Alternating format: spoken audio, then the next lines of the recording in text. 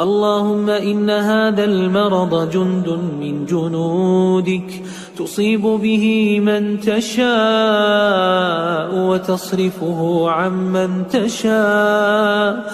اللهم فاصرفه عنا وعن بيوتنا وعن أهلينا وأزواجنا وذرارينا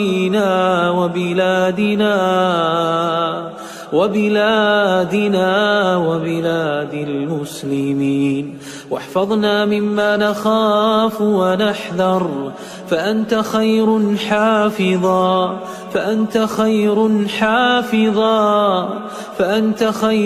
حافظا وأنت أرحم الراحمين. تحصنا بذي العزة والجبروت والكبرياء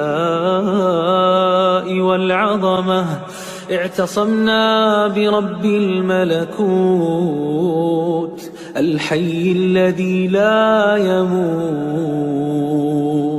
الله أكبر، الله أكبر من كل ما نخاف.